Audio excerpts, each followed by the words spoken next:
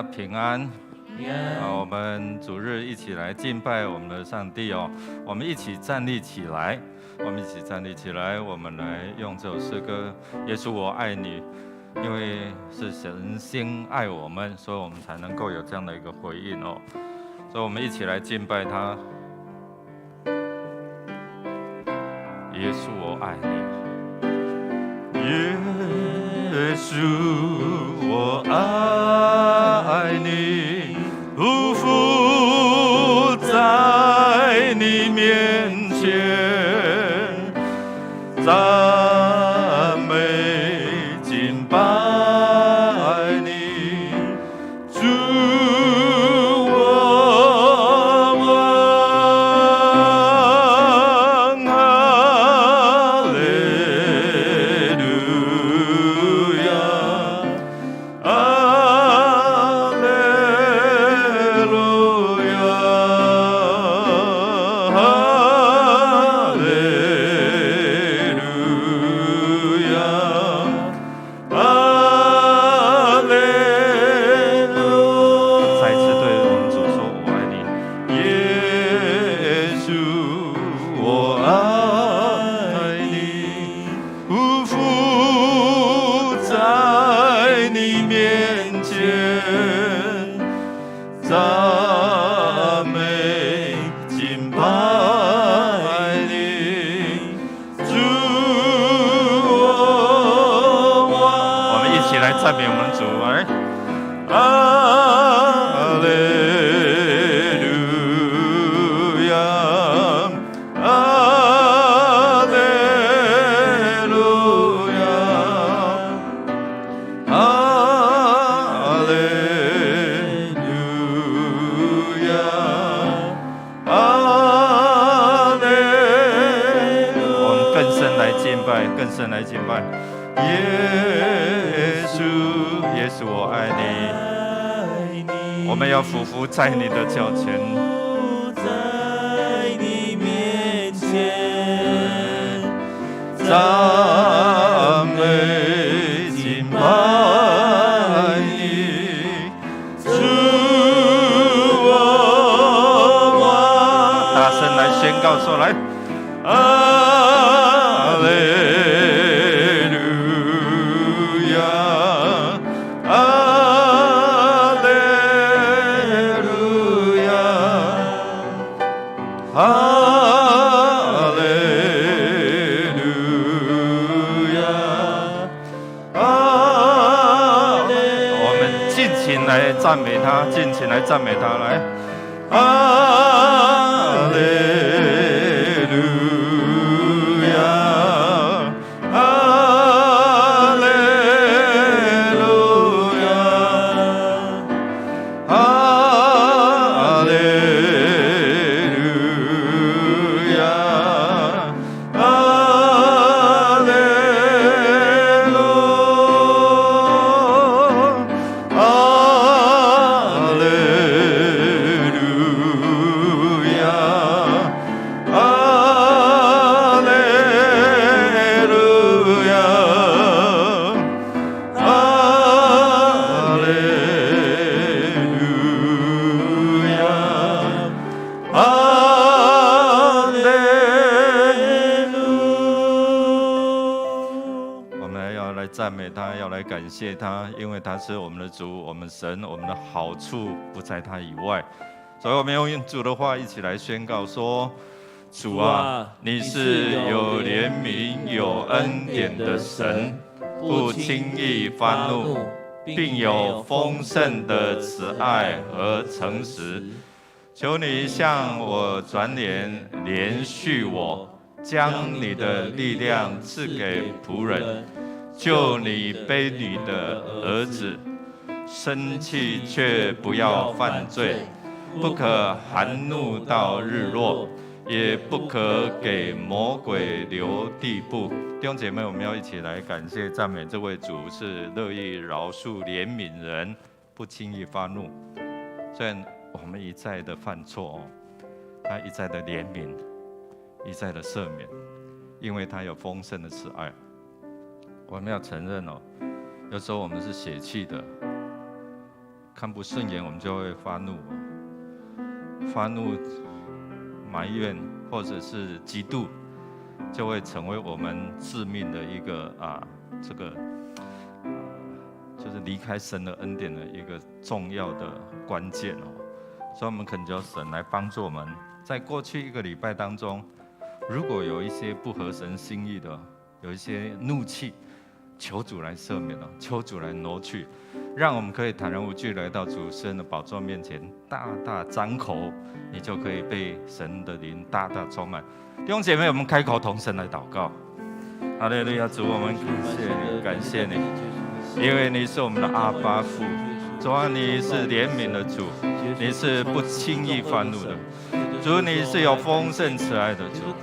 主啊，你不就察我们的罪恶，主啊，你等待我们回转归向你。主啊，怒气不能成就你的义。主啊，我们奉你的名来到你圣宝座面前，求你的宝血来遮盖，来接近我们，叫我们可以坦然无惧的，是来到你的面前，是讨你喜悦的，是渴慕你的同在，是渴慕你的恩典，是渴慕你的赦免的。主，我们感谢赞美你，因为你给我们这样的机会，所以我们才能够自由的来到你的面前。亲爱的天父上帝，感谢赞美你，天地万物都在改变，唯有你的爱永不改变。你丰盛的慈爱，你的怜悯，你的赦免，为我们来预备。你给我们一条活路，你给我们一个丰盛的宴席，可以让我们在你的面前聚集敬拜，这是何等的荣耀！主，我们今天早晨的敬拜，我们来赞美你、敬拜你，让一切这些的拦阻我们领受你的恩典的这些的咒诅、这些的拦阻远离我们，让我们能够坦然无惧，让我们能够洁净我们的心思意念，能够来到你的面前。当我们赞美敬拜你的时候，得着你的悦纳。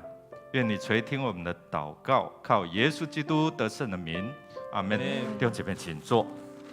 弟兄姐妹，我们再一次来祈求主来医治、来释放、来供应、来带领我们前面的道路。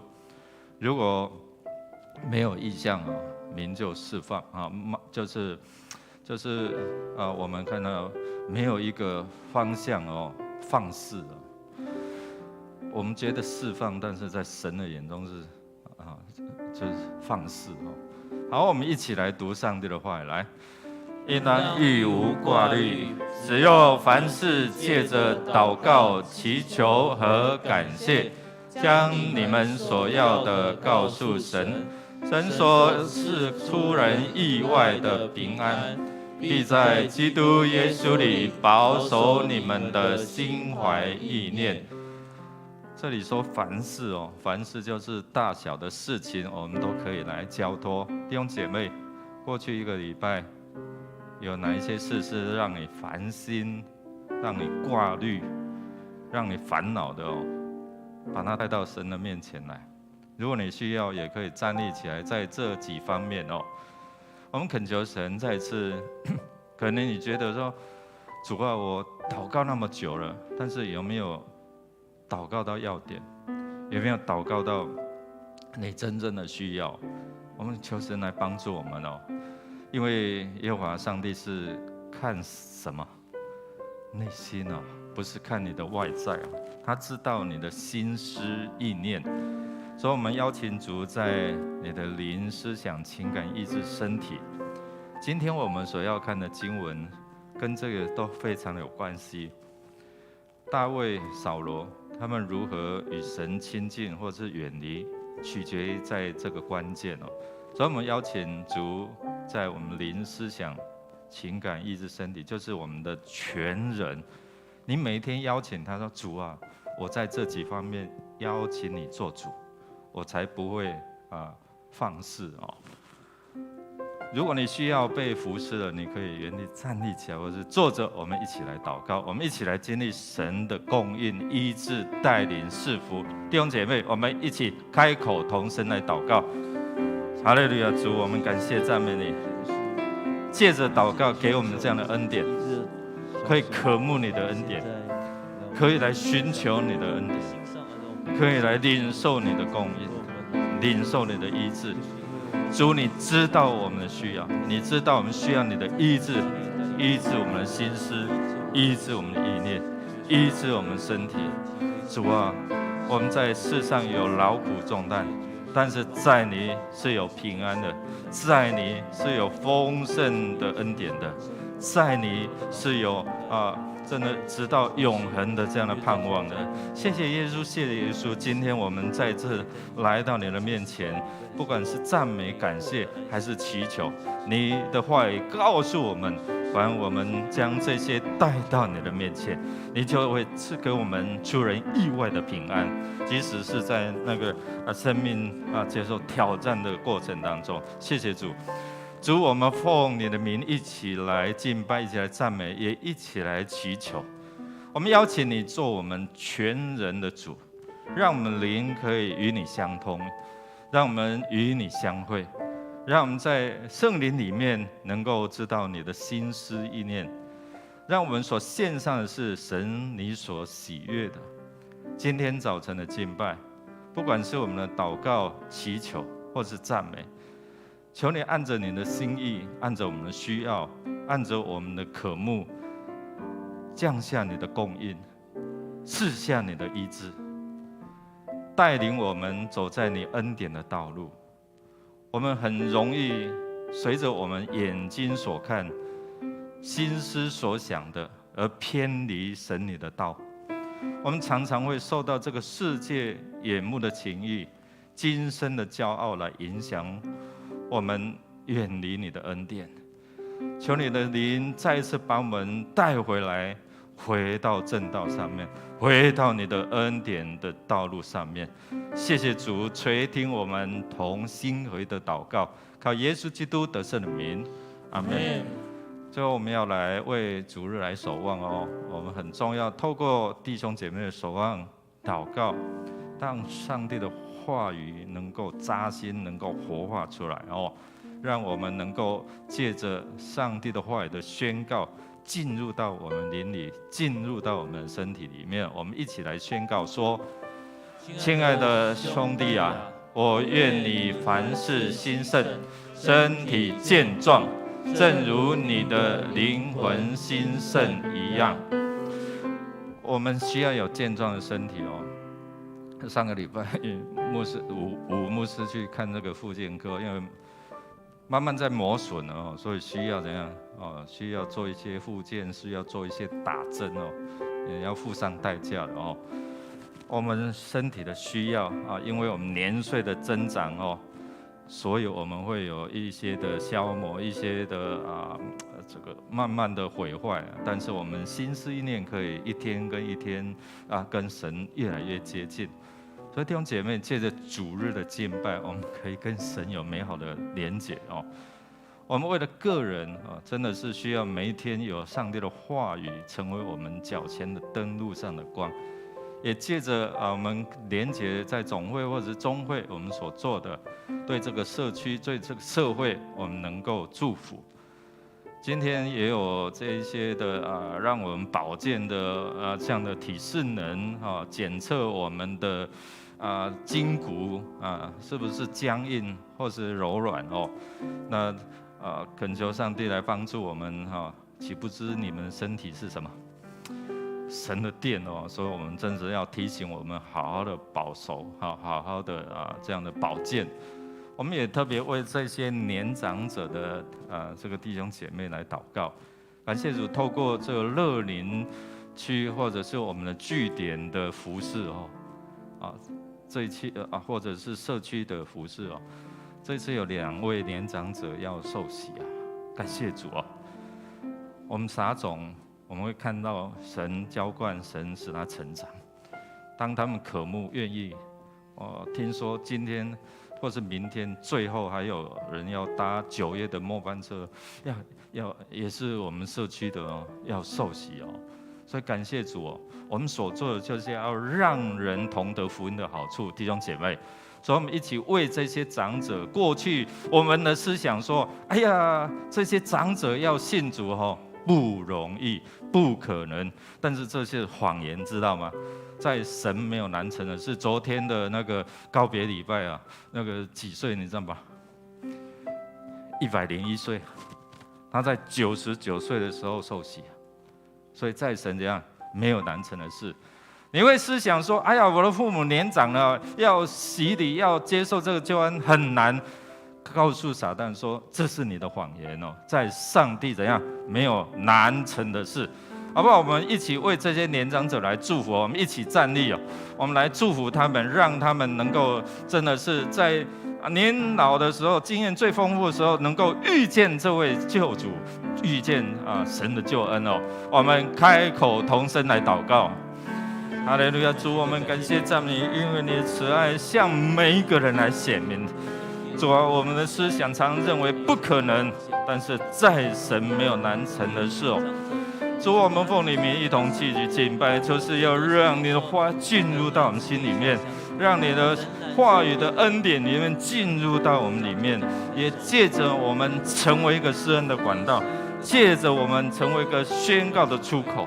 主啊，谢谢你，我们要看见这些年长者，他们的身心灵虽然衰败，但是灵要丰盛，灵要与你连结。谢谢耶稣，我们今天的敬拜愿你来悦纳。主，我们感谢赞美你，今天早晨的敬拜，我们特别为这些年长者来祷告。主啊，过去我们的思想常常被锁住、被限制，说他们不可能来接受这个救恩，但是我们知道这是撒旦的谎言。主啊，在你没有难成的事，因为你愿意万人得救，没有一个人沉沦的。主啊，我们奉你名来祝，无论是从儿童、年轻人一直到年长者，都是你的宝贝，都是你眼中的同人，都是你要拯救的对象。主，我们奉你名来祝福他们，身心灵健壮，灵魂体兴盛。主，我们来祝福我们跟神之间每一个人都能够有亲密的关系，有美好的连结。我们所做的能够合神的心意。主啊，今天早晨的敬拜，透过你的话语向我们来说话，因为每一个人都是你所拣选的君尊的祭司，是圣洁的国度，是属神的子民。谢谢耶稣，我们也要一同用你所教导我们的祷告文来祷告说：我们在天上的父，愿人都尊你的名为圣，愿你的国降临，愿你的旨意行在地上，如同行在天上。我们日用的饮食，今日赐给我们，免我们的债，如同我们免了人的债，不叫我们遇见试探，救我们脱离凶恶。因为国度、权柄、荣耀，全是你的，直到永远。阿们。耶和华不像人看人，人是看外貌，耶和华是看内心的。各位弟兄姐妹平安，平安。让我们一起用我们真诚的心，一起来敬拜我们的神。哈利路亚！让我们一同来敬拜，一起拍掌，我们一起来敬拜我们这位神。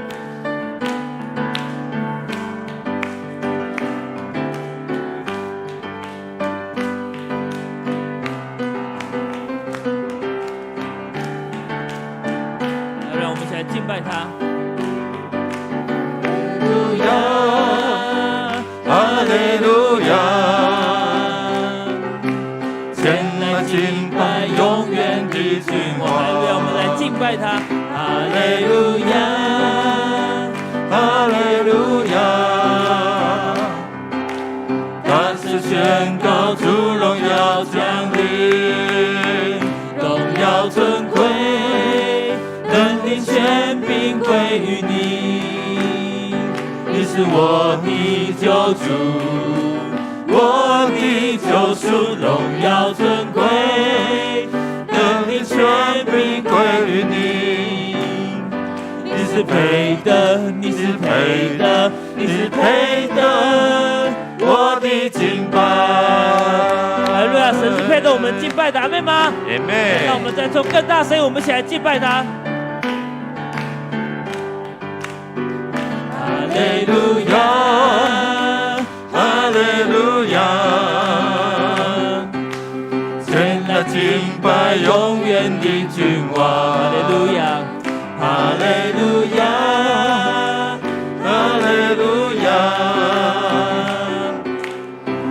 声宣告主荣耀降临，荣耀尊贵，能力权柄归于你。你是我的救主，我的救赎，荣耀尊贵，能力权柄归于你。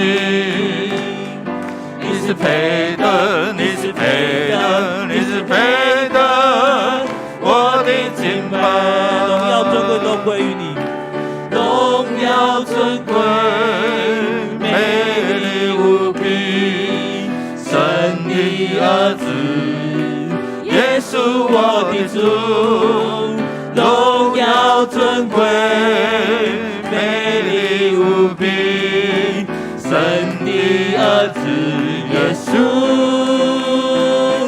我的主，荣耀尊贵，能力权柄归于你。你是我的救主，我的救赎，荣耀尊贵，能力权柄归于你。你是配的，你是配的，你是配的，我的敬拜。哈利路亚！神，耶和华是我们配的，我们敬拜神，我们将荣耀归他。哈利路亚！各位弟兄姐妹，请坐。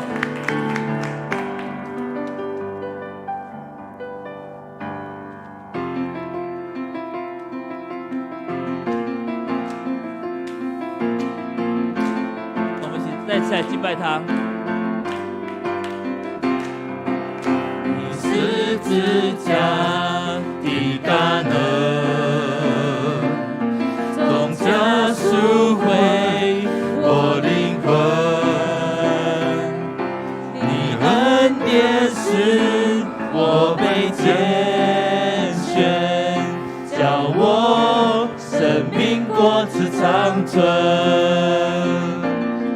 求主用我来赢得更多灵魂，坚固我，接近我，为神做你门徒。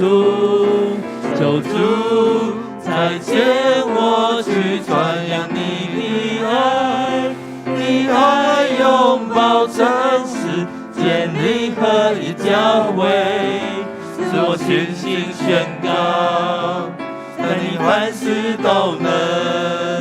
哦，主，在你凡事都能。让我们再次赞美他十字架上的大能，因为他重价赎我们灵魂。哈利路亚！让我们一起来赞美他。你十字架的大能，让我们一起拍掌来赞美他。重价赎回我灵魂。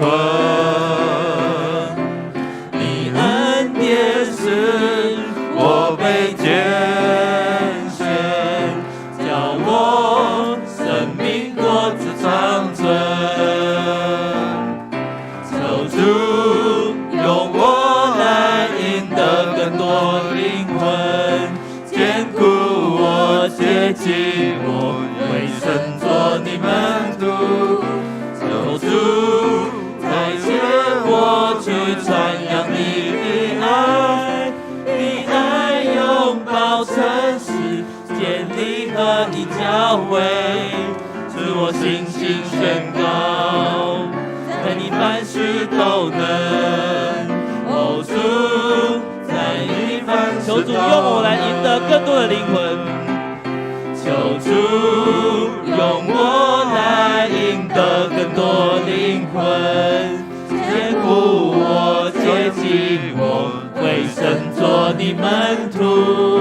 求主再见我去传扬你的爱，你爱拥抱诚实，建立合一教会，使我信心宣告。再次赐我信心宣告，使我信心宣告，再次赐我信心宣告，使我信心宣告，在你凡事都能。哦，主，在你凡事都能。还让我们的主是凡事都能的主，阿们吗？阿们。让我们用最大的掌声将荣耀归给我们在天上的主，哈利路亚，阿们，哈利路亚。亲爱的神，主耶稣，你不看我们渺小，主耶稣，因为你是看内心的神。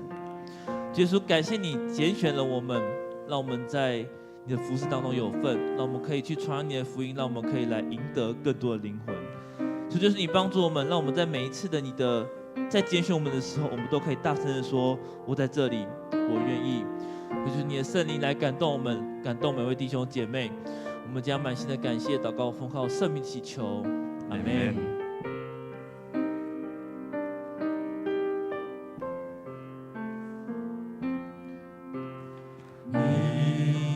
将我重回经历时期，恢复我做你宝贵儿女。父神，我愿更多明白你心，了解你为何微笑，为何哭泣。我活着不再为自己，用我成为你爱的器皿。父神，我愿与你同行同行，能与你一起微笑，一同流泪哭泣。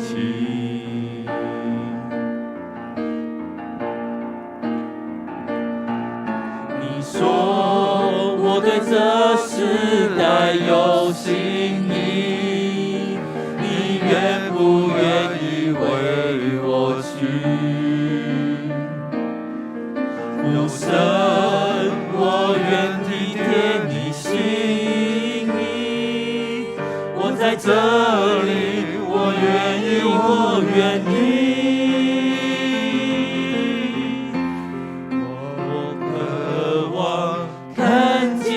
每颗心会转向你，听见敬拜声音在全地响起。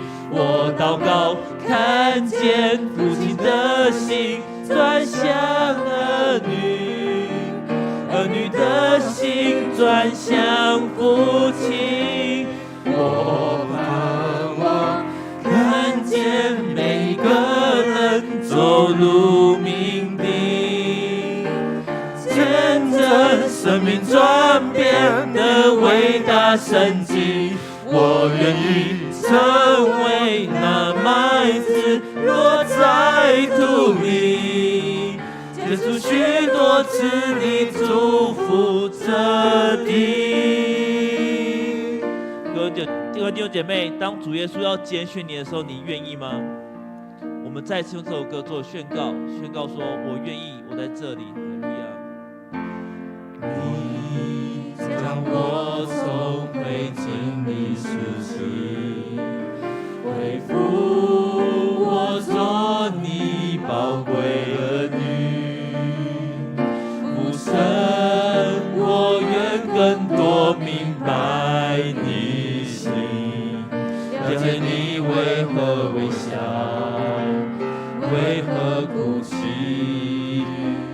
我活着不再为自己，用我成为你爱的器皿。父神，我愿与你同行同行，能与你一起微笑，一同流泪哭泣。对我们每个人都是有命定的。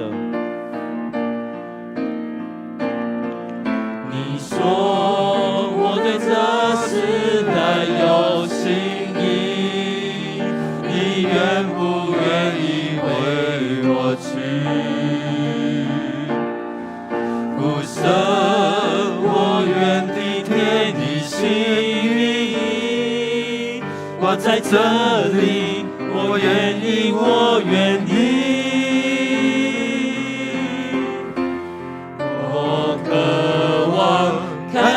见每颗心会转向你，听见敬拜声音在全地响起。我祷告，看见父亲的心转向儿女，儿女的心转向父亲。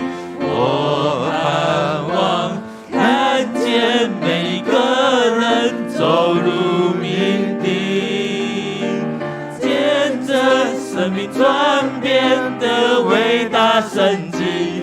我愿意成为那麦子落在土里，结出许多子粒祝福。再次我渴望，我渴看见每颗心会转向你，听见敬拜声音在全地响起。我祷告，看见父亲的心转向儿女，儿女的心转向父亲。我盼望看见每一个人走入命定，见证生命转变的伟大神迹。我愿意成为那麦子落在土里，结出许多子粒祝福这地。弟兄姐妹们，一起来祷告。主，你在寻找这世代能够亲近你，能够被你使用，能够进入到你的恩典的子民。主，你的心意就是每一个人都能够同得救恩。主，你从拣选使徒，拣选历世历代这些的信徒，成为你的门徒。今天在这个世代，你拣选我们，拣选迦南教会，就是我们每一个人，成为你要对这个世界、对这个世代说话的管道跟器皿。谢谢主耶稣，透过你的拣选，让我们从灰烬、从卑微当中，竟然蒙你悦纳，竟然可以让你来使用。主，我们知道我们不是依靠势力，不是依靠才能，是依靠万军之耶和华的灵，才能够成就万事。今天你赐下你的圣灵给我们每一位，也提醒我们好好的与圣灵来连结，与圣灵来亲密。因为圣灵上帝可以将万事指教我们，将你的真理显明，让你的灵充满，哪里就得着自由；让你的灵充满，就大有能力；让你的灵充满，就能够按照你的心意来走在你恩典的道路。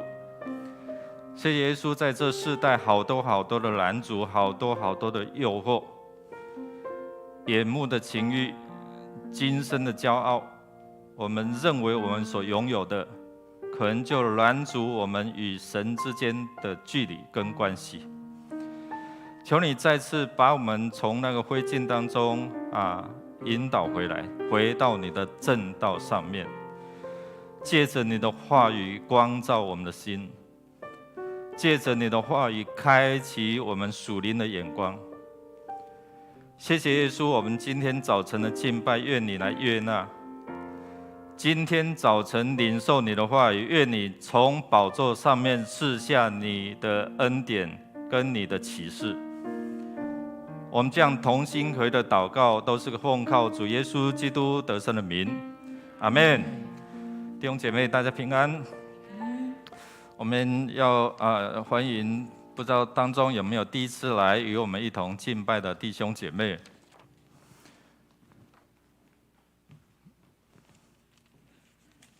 好，江东锦，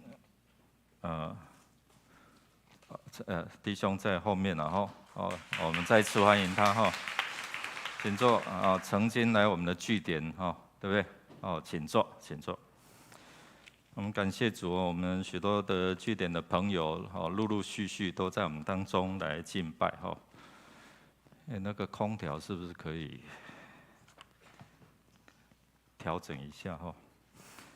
好，那没有其他的新来的弟兄姐妹，我们就来看今天周报的消息哦。今天是总会所定的教社奉献主日啊，请大家关心代祷与奉献。那为了要庆祝我们社教57周年，还有我们预定在10月的30号哦。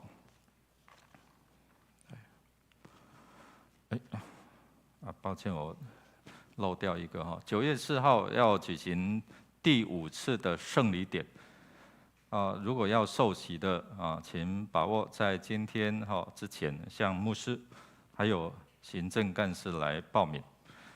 那我们在为了庆祝57周年就是我们的在定于10月30号主日上午9点半。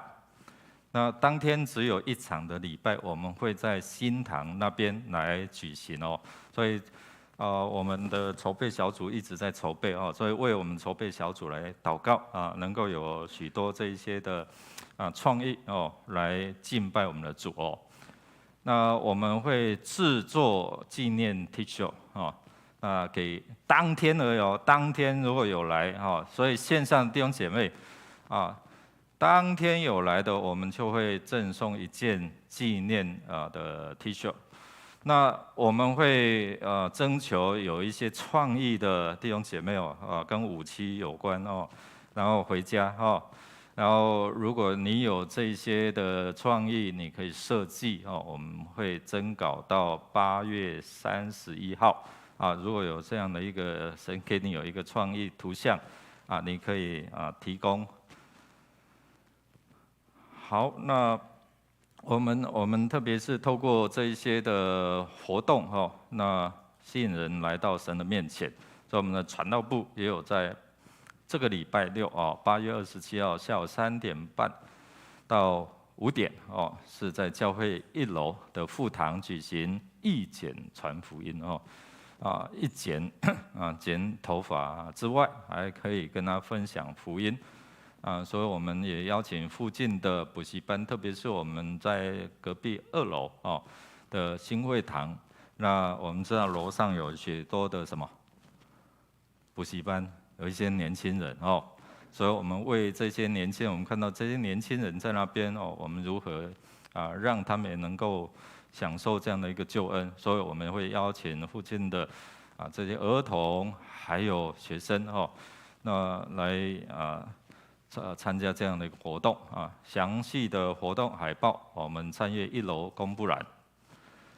那请我们注意，就是1楼的整修我们看到大概刚刚完成请我们爱惜一些接待桌等等我们请小心不要用尖锐的这一些的东西不小心呢就是刮到那个桌面那我们平常这个门是会关着，如果我们的据点的朋友或者是我们弟兄姐妹那如果没有管理员，我们大门是关着最近这个门是有一点分量的所以我们里面会开你按电铃里面会开然后呢用力推一下，好不好？所以记得吃饱再来再推因为有一些人他推，牧师怎么推不动稍微用力一点那我们进来的时候你就进来，门就会自动关上，你不用用力再推，因为那个是有油压的所以避免这个零件会损坏，请大家能够配合。今天中午到2点也有这个回家的体适能。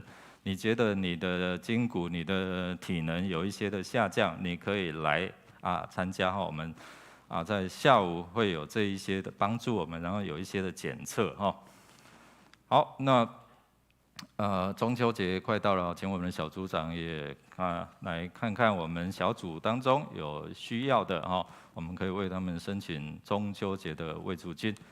那截止的时间到9月4号，我们要申请的小组长到干事室来填单然后再将你所填好的放在几位长老的信箱。好，其他的我们就自己来看，我们来读今天的金句，来读2遍，一起来。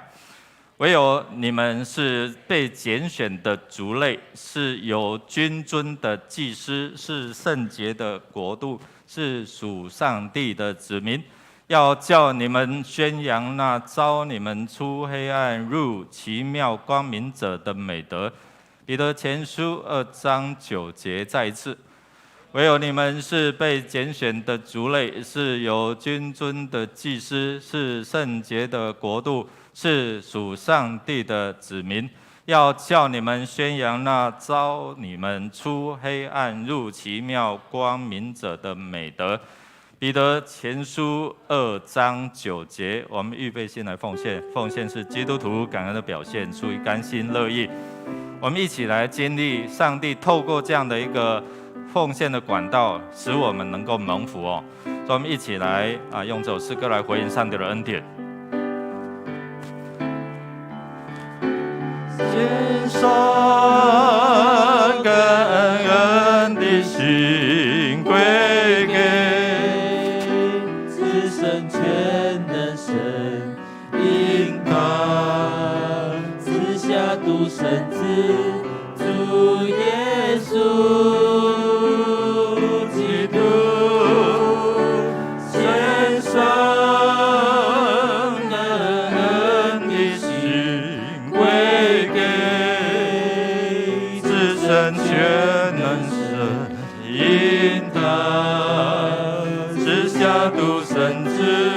主耶稣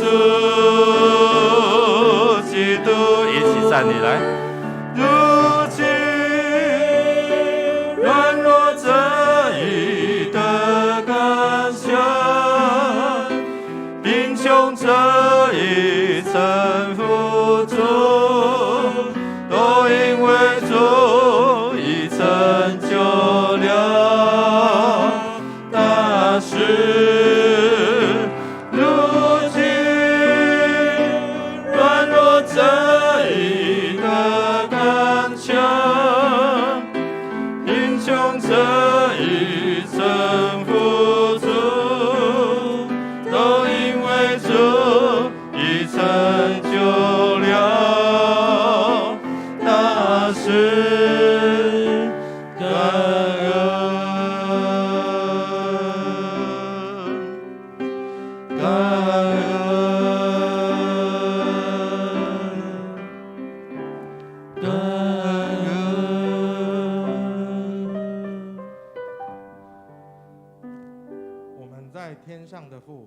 感谢你的恩典，当我们在疫情逐渐消退的同时，让我们相信你正在掌权。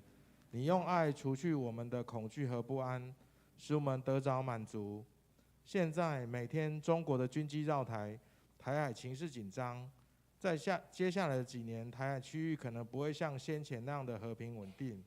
我们相信，因着主你的约，台湾的百姓得以脱离战争的恐惧。你必定显明仁义、公平、慈爱、怜悯和诚实，来眷顾台湾的百姓。求你为我们预备足够的日常生活所需，并赐给我们智慧、果断与勇敢的心，让全台湾的人民能够同心协力，面对这后疫情的时代与战争的威胁。期待在主你的保守下，我们各行各业都能够正常的生活。今天我们献上我们的金钱、时间、才能，蒙主你悦纳，奉主耶稣的名，阿们。阿们。坐下，彼此来祝说上帝就是要找到你，上帝就是要找到我们每一个人哦。弟兄姐妹，我们要一起来读今天的经文，记载在撒母耳记上16章1到13节。撒母耳记上16章1到13节。好，我们线上和我们实体的弟兄姐妹，我们要一起来读上帝的话语，一起来。上主对撒母耳说：“你还要为扫罗悲伤多久呢？我已经弃绝他，不要他做以色列的王。你带些橄榄油到伯利恒去，到一个名叫耶西的人那里，因为我已经选了他的一个儿子做王。”撒母耳问：“我怎么能去呢？如果扫罗知道了，一定要杀我。”上主说：“你带一头小牛去，就说你是去那里向上主献牲祭。”撒母耳回答：“是带来平安。我来向上主献牲祭的。你们要洁净自己，然后跟我来。”撒母耳也叫耶西和他的儿子们洁净自己，请他们来参加祭礼。他们到的时候，撒母耳看见耶西的儿子以利亚，心里想：站在上主面前的这个人，一定是他所选立的。我操作就好。可是上主对撒母耳说：“不要看他的外表和高大的身材，我没有选他，因为我看人不像世人，人看外表，我看内心。”然后耶西叫他的儿子亚比拿达走过撒母耳面前，但撒母耳说：“不，上主也没有选他。”耶西又叫撒玛上前，撒母耳说：“不，上主也没有选他。”这样耶西把7个儿子都叫到撒母耳跟前。撒母耳对他说：“不，上主没有选上他们当中的任何人。”于是撒母耳问耶西：“你还有其他儿子吗？”耶西说：“还有一个最小的，他在外面放羊。”撒母耳说：“叫他到这里来，他不来，我们就不献祭。”于是耶西派人去叫他来。他是个英俊的青年，双颊红润，眼睛炯炯发光。上主对撒母耳说：“就是他，膏立他吧。”于是撒母耳把橄榄油拿出来，在他哥哥们面前膏立了大卫。上主的灵立刻支配大卫，从那天起与他同在。然后撒母耳回拉玛去了。愿上帝的话来帮助我们弟兄姐妹看见在大卫他年轻的时候，好像他的父亲看他看清，好像只有比较看重他的哥哥，对不对？那么重要的宴席献祭，竟然忽略了他。有时候我们会觉得说，在家庭里面，我好像没有被看重，不知道你有没有这样的一个状况你当最后老幺，你会不会有这样的一个感觉？父母都看重哥哥们、姐姐们你有没有一种被弃绝或者被忽略的感觉？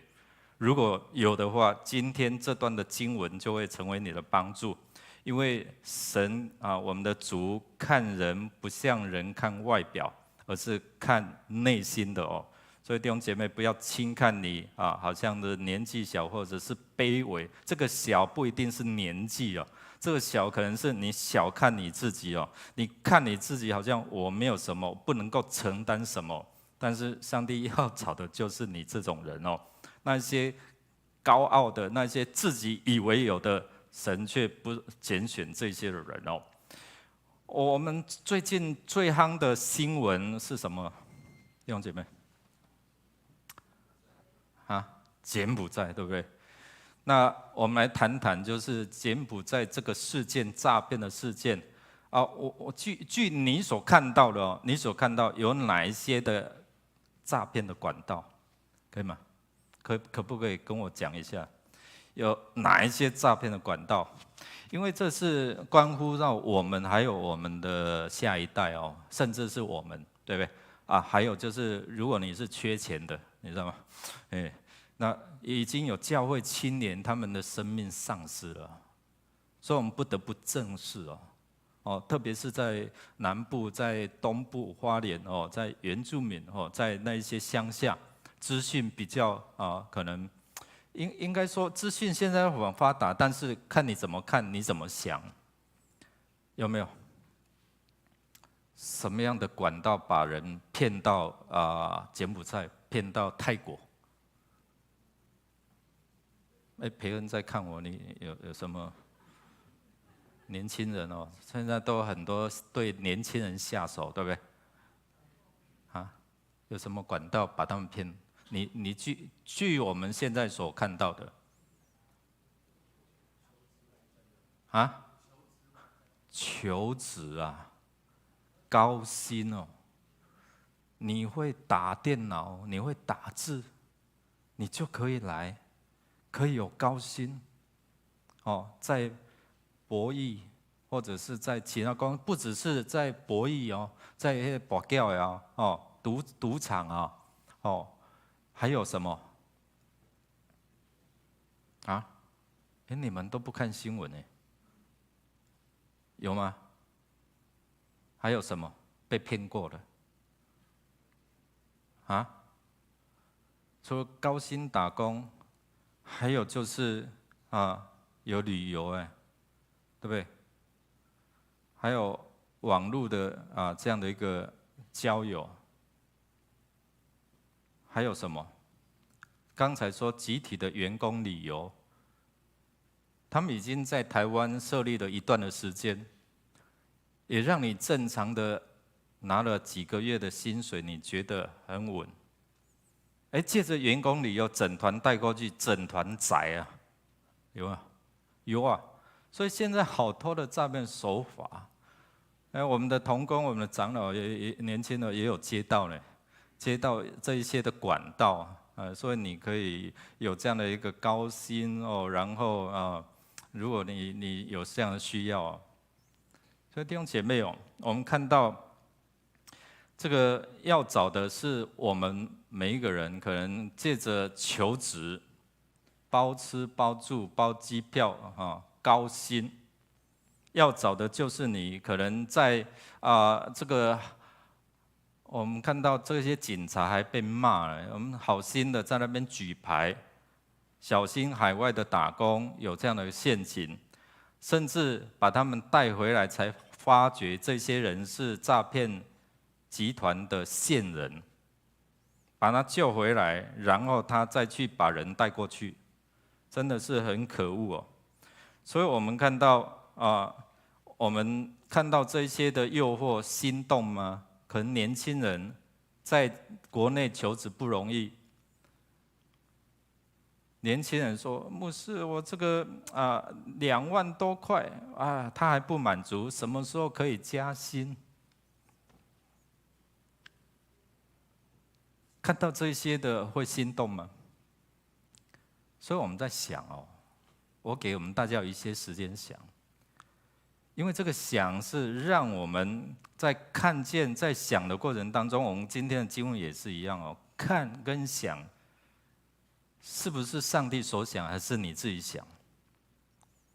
这些人蛇集团无所不用其极，用各样的方法让你心动，让你觉得对呀，对，那些很多都是诈骗的我这个才是正常的还有这样的一个解释所以我们透过这些网站找不到女朋友，你看透过这些网站你可以找到很好的，所以你心里真的有这样的渴慕吗？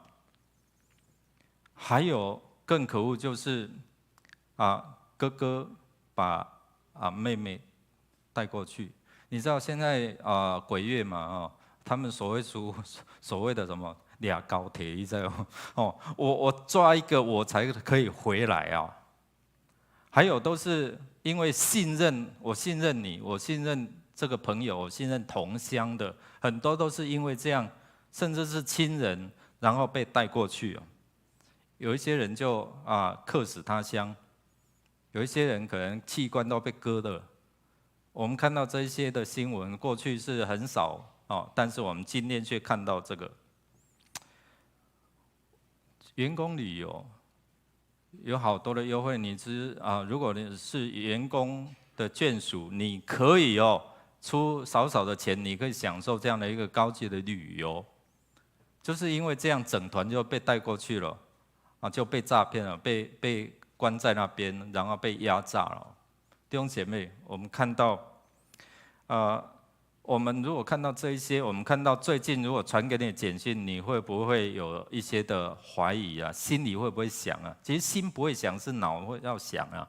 但是圣经常常用心我的心怎样怎样，你要想你要想。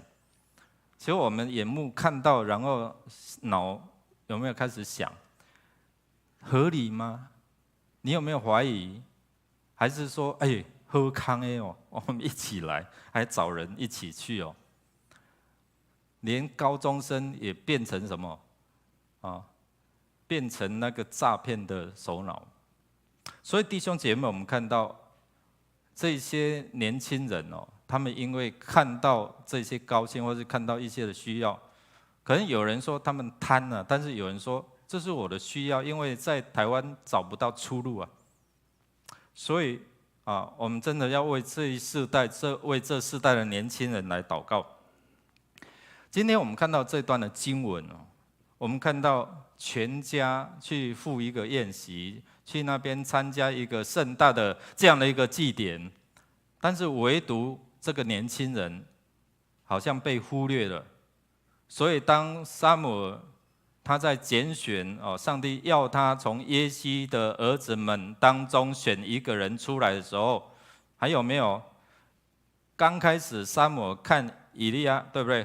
看这个哥强大汉，这个一定是我们在求职的过程当中，会不会因为要面试，我们打扮自己？因为现在很重视外表嘛，对不对？说会不会因为打扮自己，然后让你的求职路可以比较顺利？我不知道我们过去有没有这样今天有一个讨论的题目，可以让大家来分享我们是不是按照世人的标准，我们会看外表、看外貌，所以我们都是外貌协会的，对不对？还是我们像上帝是查验内心的？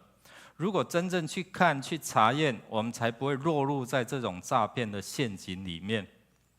所以看跟思想很有关系。今天这些人就是落入在这样的陷阱当中，就看，然后眼目的情欲、眼目的这一些的接收，然后影响到他内心、他的思想，然后他就影响到他的行动了。今天我们也看到这段经文在提醒我们上帝找到你，但是你有没有想，你是靠自己还是靠上帝的能力？所以今天被拣选的人我们的心是决定我们听见什么，我们要如何做回应。我们要用两个人物，扫罗、大卫，我们要来看今天两个上帝拣选，但是不同样的结局。为什么会有这样不同样的结局？我们要从上帝的心意，我们要了解他。然后第二个，我们要了解我们自己所想的。你的想跟上帝的想有没有一样？撒母耳的想跟上帝的想有没有一样？他都想一定是这一个，上帝告诉他说不是这一个，又来一个也一定是他。但是上帝又告诉他不是他，用人的眼光会有偏差，但是用神的眼光来看，绝对不会错。所以到最后，撒母耳就告诉耶西说：“到底还有没有？到底还有没有？”他的父亲才想说：“还有一个啦，就是放羊的孩子，对。”被忽略的那一个是大卫，所以把他叫回来。撒母耳在原本的自己的看法、自己的想法当中，他认定应该是这个，但是上帝说不是。所以这一句的金句很提醒我们，上帝不像世人看外表上帝是看人的内心。今天神要找的就是心意能够与他相通的，不是看到你外表多强壮。今天我们要透过这段的经文一起来思想，真的很可惜扫罗他刚开始他被拣选，对不对？但是我们看到他真的心里有鬼胆小鬼当圣灵与他同在，对不对？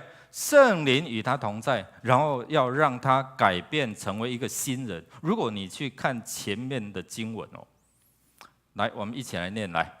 耶和华的灵必大大感动你，你就与他们一同受感说话，转变成另一个人，或是转变成一个新的人。就是当他遇到一些的先知之后，他能够同感这样的一个圣灵，然后已经有圣灵支配他，或者是充满他的时候，他就开始说这个新的言语然后我们来读来。扫罗转身离别撒母耳，神就赐他一个新心。当日这一切兆头都应验了。弟兄姐妹，我们看到透过撒母耳的预言，让扫罗他原本从一个可能自卑然后圣灵与他同在但是呢，我们看到圣灵同在，他却不以为然。虽然他有一些的改变，但是当大家要筛选他、抽签抽到他的时候，他在哪里呀？我们一起来看来。撒母耳要便雅悯支族的各家族上前，选出了马特利家族，然后马特利家族的人都上前选出了基士的儿子扫罗。民众要找扫罗，但找不到他，他们求问上主：那人到这里来了吗？上主回答：扫罗在那边，躲在行李堆后面。圣灵与他同在我们看到圣灵与他同在，让他经验了圣灵的言语、圣灵的能力，感受到他成为一个新的人。但是我们看到这段的经文，竟然当上主借着抽签选出他的时候，他在哪里？他没有像大卫一样，他竟然躲起来他轻看了圣灵的能力所以我们说心里有鬼，有什么胆小鬼在里面。有时候弟兄姐妹，我们也像这样要你做一个事工，我不可以，我不能，那你就轻看神在你身上的一切的恩赐了，不是吗？如果我们同样是君尊的祭司，是圣洁的国度，是属神的百姓，然后我们神看重每一个人，神今天拣选你，必定会给你有这样的能力。但是我们常常会推脱，我不可以，我不能，我没有这样的能力。所以弟兄姐妹，有时候我们会轻看神的能力，轻看神的拣选。所以在后来我们看到很可惜还有撒母耳为他哀伤。我们今天所看的经文，撒母耳还为了扫罗哀伤但是上帝马上纠正他，你要为他哀伤到什么时候？你是看他还是看我？你是怕他还是怕我？对，上帝叫他去膏大卫，然后他说什么？哎呦，我怕这个扫罗所以这个也提醒我们在服事的过程当中，我们是怕人还是怕神里面的灵很重要。所以我们看到扫罗他很可惜，他后来神的灵离开，然后呢有恶魔来搅扰他，很可惜他自己所定的规矩律例不可以交鬼，但是后来后来他却去找这个巫婆，对不对？然后要砍关落音呢，对不对？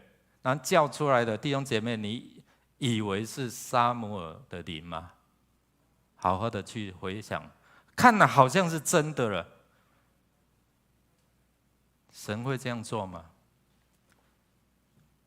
所以这个留给我们回去找答案，好不好？去想一想，看起来好像真的撒母耳出来，但是这个女巫师哦，她没有讲说撒母耳，她说有一个老人啊，让我们回去想。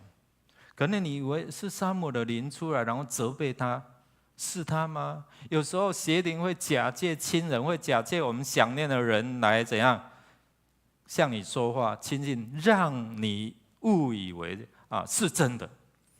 所以当耶和华的灵离开扫罗的时候，我们看到是因为扫罗他不遵守上帝的命令哦，他故意使自己抽身退步，然后不受圣灵的影响。等一下我们会来看他做了什么，然后圣灵离开他，然后上帝弃绝他。所以第一个我们看到心里刚硬，我们就远离了神的恩典哦。第二个是最主要是他有他自己的想法，他有他自己的定见，就好像撒母耳说：“我看见，对，就是他。”所以在提醒我们，你所看的不一定是真的，不一定是合乎上帝的心意哦。撒母耳叫他等一下，当他们要去打仗的时候，撒母耳叫他等一下，你等我来。7日当中，我们预备要献祭，你就在那边等我。7日了，看到撒母耳还没有到，迟到哦，然后他就心急，又看到旁边看什么？看到人一直远离他，跟随的人远离他，所以他看得非常的心急哦。所以他做了一件事情，逾越这个权柄哦。弟兄姐妹，我们要很小心哦。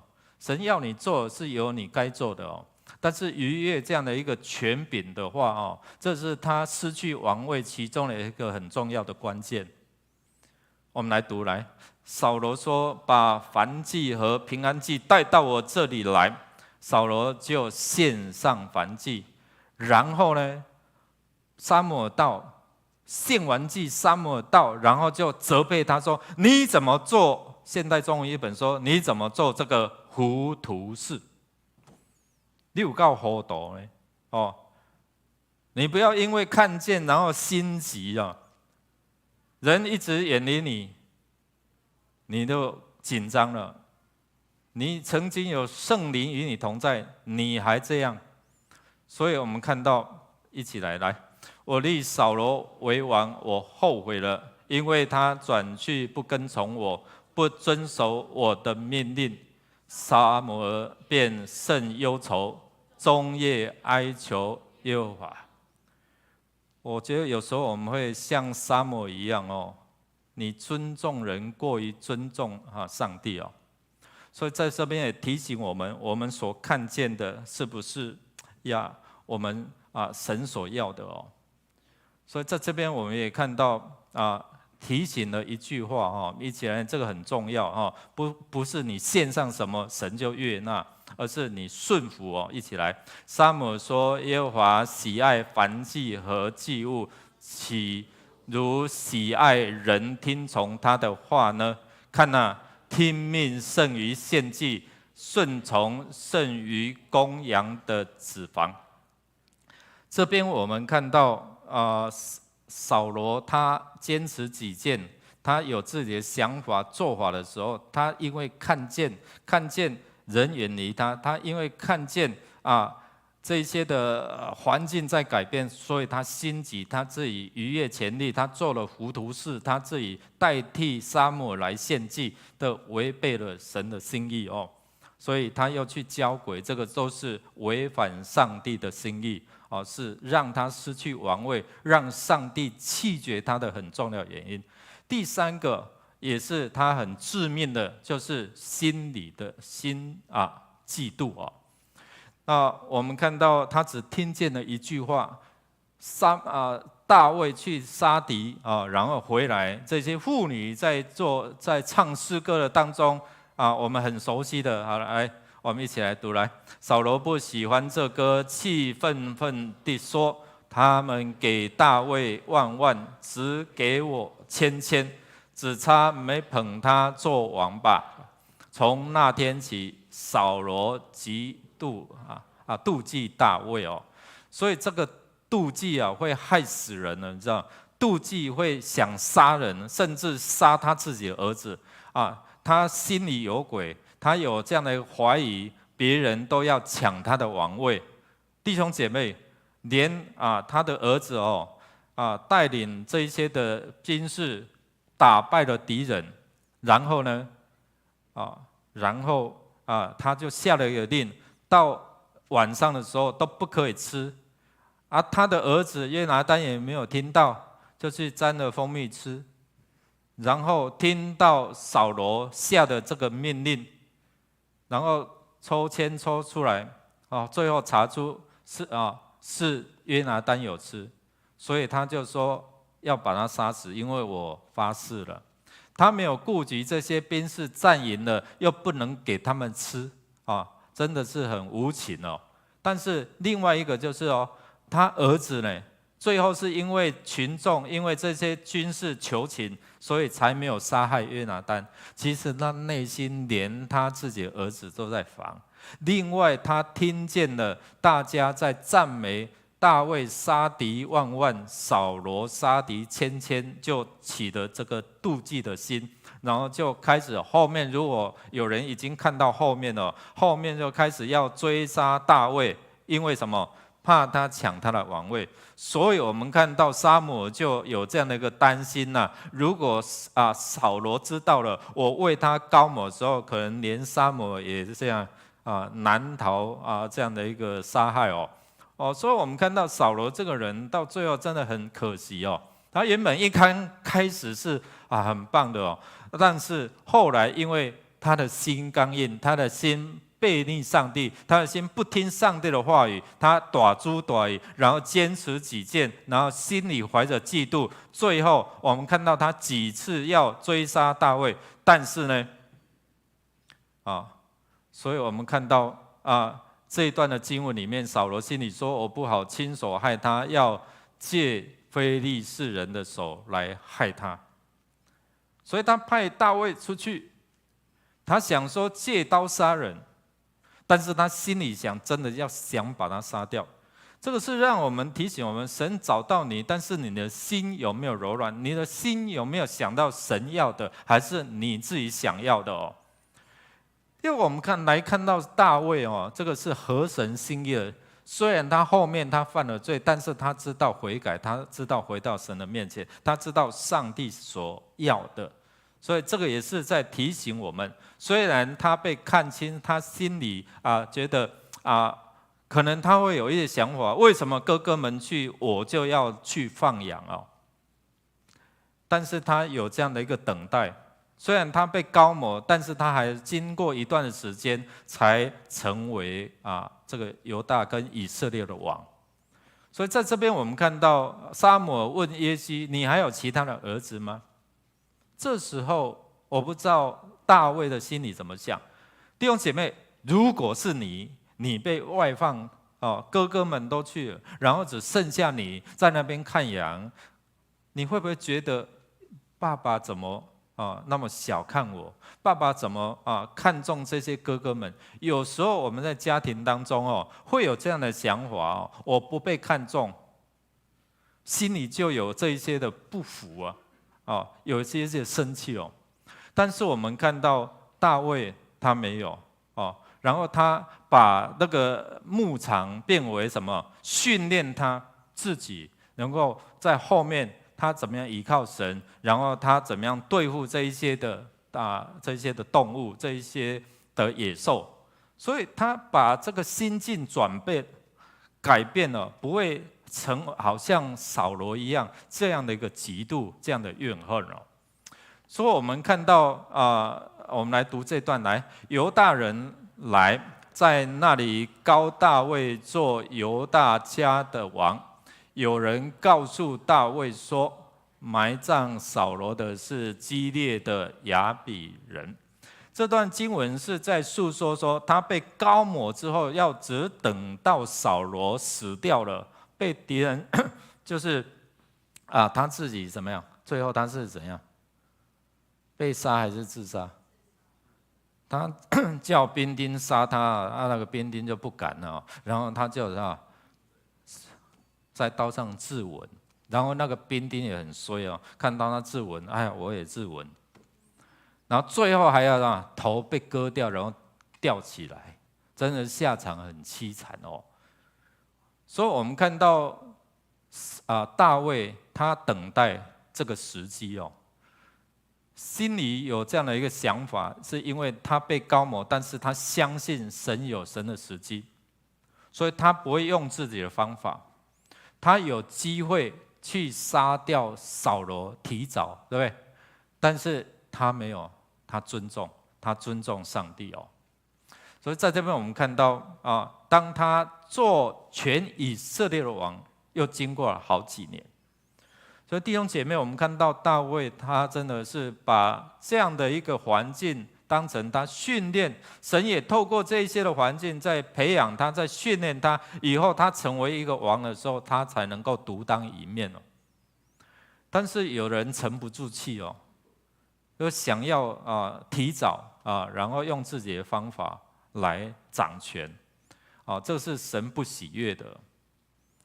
第二个，我们看到，当他跟扫罗一样，圣灵与他同在的时候，圣灵就开始充满改变他。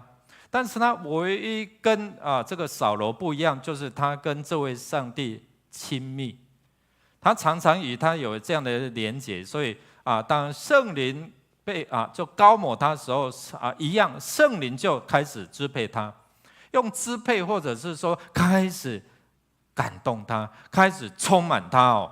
所以从那天开始，圣灵就与他同在。所以他在犯罪的时候，他就祈求上帝，神不要从我的身上把你的圣灵怎样收回去。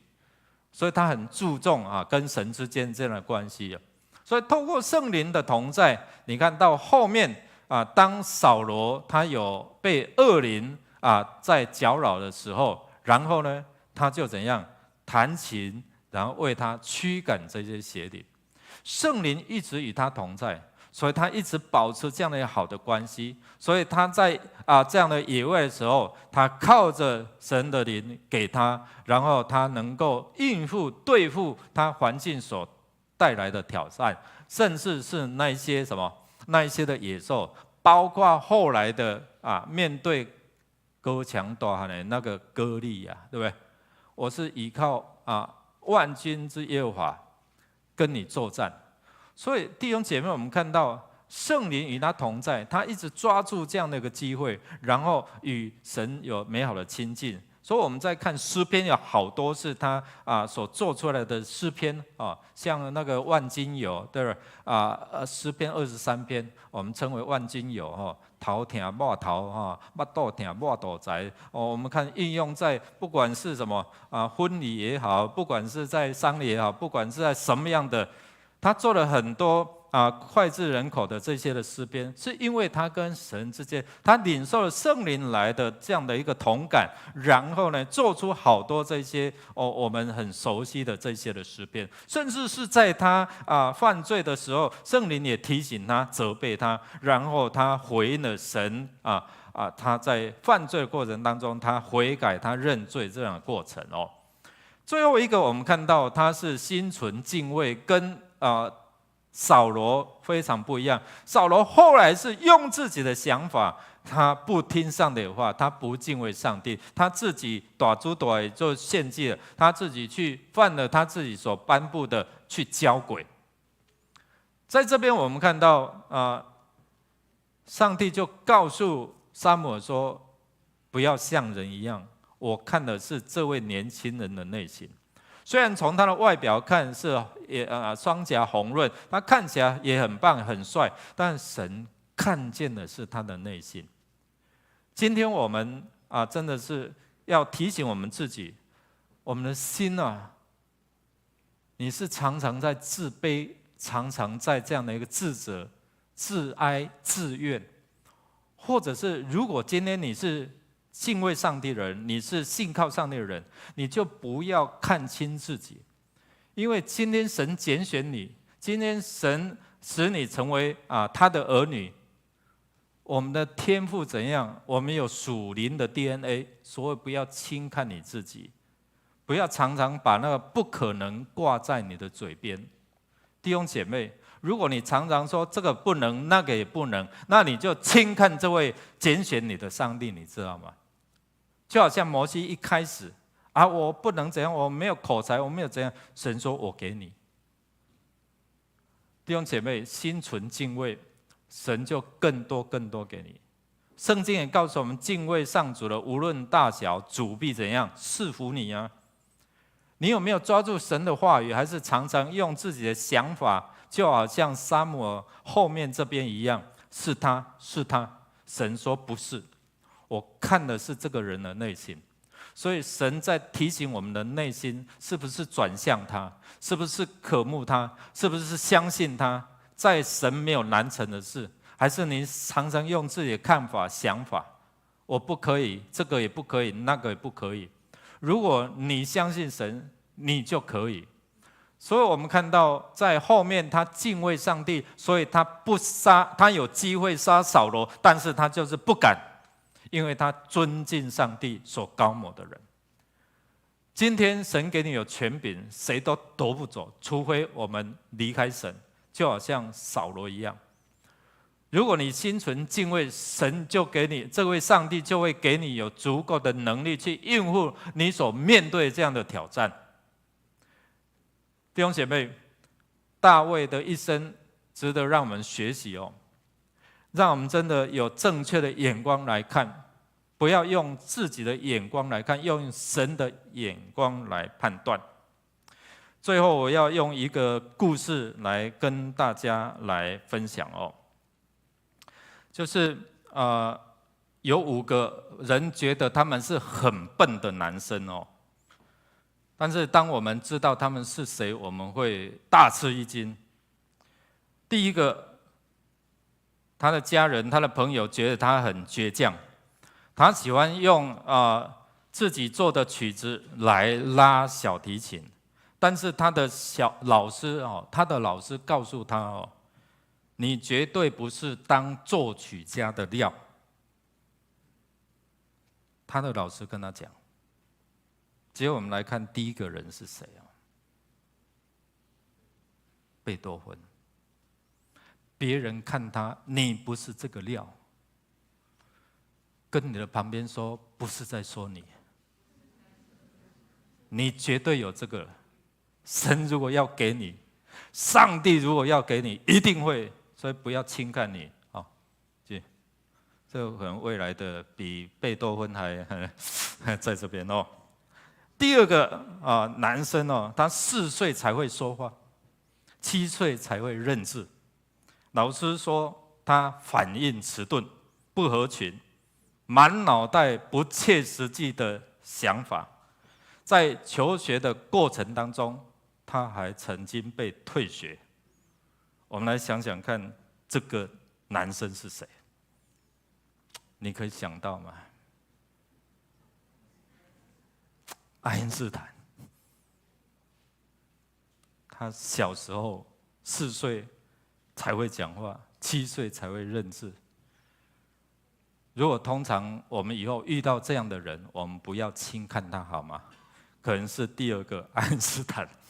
好，所以你在你家中有这些好像比较迟缓或者什么样，你不要轻看他，可能他是天才啊。第3个哦，男生好一点哦，他在大学的化学成绩是22个同学当中的第15名，看起来他当不成化学家，但是这个人叫做巴斯德，他是微生物学的创始人。所以人的眼光如果偏差了可能就埋没了一些的天才哦。第4个第4个就是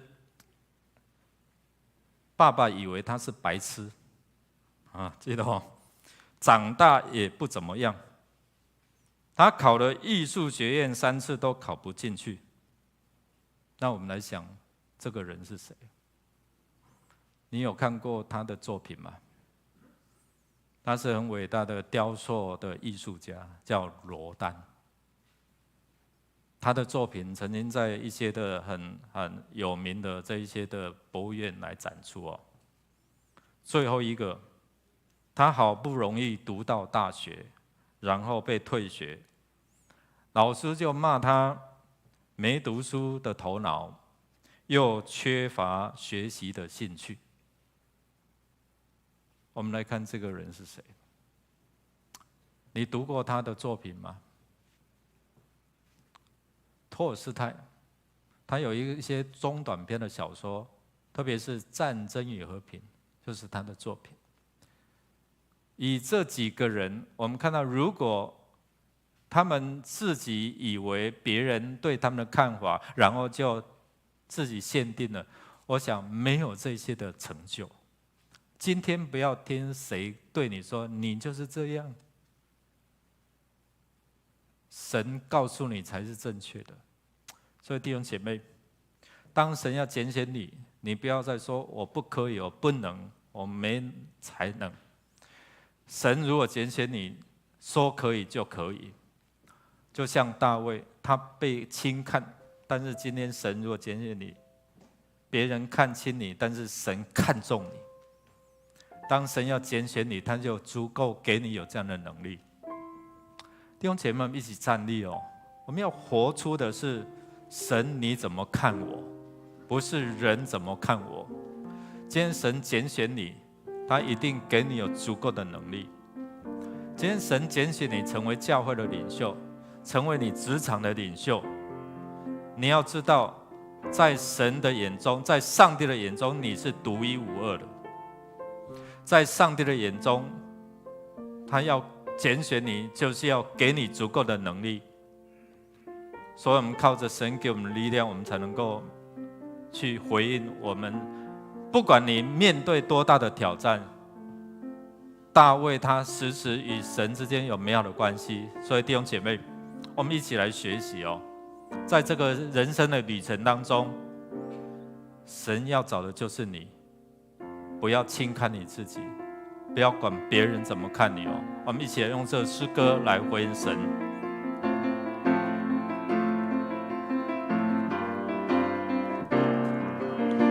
十字架的大能，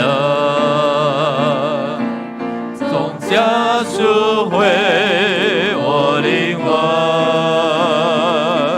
你恩典使我被拣选，叫我生命果子长存。来，手借给我来。主用我来赢得更多灵魂，坚固我，接近我，为神做你门徒。求主差遣我去传扬你的爱，与爱拥抱这世间的合一教会，使我信心宣告，在你凡事都能，哦主，对凡事都能。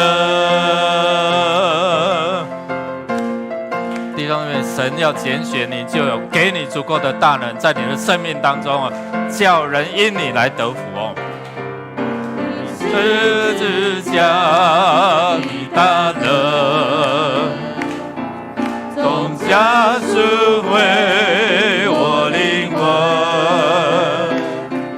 你恩典使我被拣选，叫我生命果子长存。一起来，用我来赢得更多灵魂。神就是要拣选你哦，拣选我，为神做你门徒。求主差遣我去传扬你的爱，以爱拥抱这世间的合一教会，使我心宣告，在你凡事都能。哦，主，在你凡事都能。求主用我来赢得更多灵魂，坚固我，接近我，为神做你门徒。求主差遣我去传扬你的爱，你爱拥抱全世界，你合一教会，使我信心宣告，在你使我信心宣告，来，使我信心宣告，在你凡事再一次来，使我信心宣告，在你凡事都能。哦，主，在你凡事都能。弟兄姐妹，神已为我们开路，打开校园的道路。今年清溪国中、大有国中，过去路断了，但今天开启了，要我们以社团进去。我们呼召我们弟兄姐妹，呼召年轻人，我们进入到校园，我们呼召我们的弟兄姐妹，为这些的补习的年轻人祷告。神给我们有新的硬体，神开始开路，有没有看见？当我们信心宣告，在神没有难成的事。我们再次用副歌再次来宣告说，当神给我们有更多的能力的时候，我们要赢得更多的灵魂来归向主。求主用我来赢得更多灵魂，坚固我，接近我，为神做你门徒。求主差遣我去传扬你的爱，你爱拥抱这世界，你合一教会，使我信心宣告，在你凡事使我信心宣告，来，使我信心宣告，在你凡事再一次来，使我信心宣告，在你凡事都能。哦，主，在你凡事都能。我们拍掌将荣耀归我们主。我们一起来祷告。是信心的主，是全能的主，是能力的主。我们用信心宣告，在你凡事都能。虽然人看我们卑微微小，虽然我们有时候看我们是微小，但在神你的眼中，你所要拣选的就是强大的军队，你所要拣选的就是大能的勇士。谢谢耶稣，今天使用我们，拣选我们，成为你君尊的祭司，圣洁的国度，属神的子民，你的百姓。我们就是有属灵的 DNA。当我们奉你的名宣告，你的能力、权柄、荣耀就充满在我们当中。谢谢耶稣，愿主耶稣基督胜过死亡权势的权柄赐给你们，叫你们在地上捆绑，在天上要捆绑；在地上释放，在天上要释放。愿天父上帝的慈爱像盾牌一样保护看顾你们，在这个世代能够成为你向这个世代施恩的管道。主圣灵，不要从我们的身上收回你的圣灵，求你的圣灵充满我们，就依靠神你的大能，方能成事，从今时直到永永远远。Amen。弟兄姐妹，请坐。十字架的大能，从家赎回我灵魂，你恩典使我被拣选，叫我生命果子长存。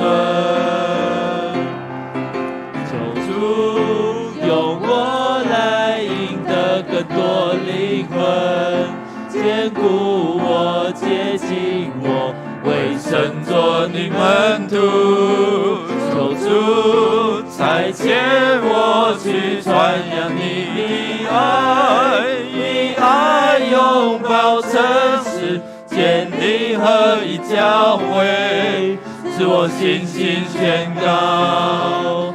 在你凡事都能，使我信心宣告，在你凡事都能，使我信心宣告，在你凡事都能。哦，主，在你凡事都能。弟兄姐妹，我们今天的聚会就到这边，愿主的恩典、慈爱、怜悯与你们同在。我们彼此来祝福。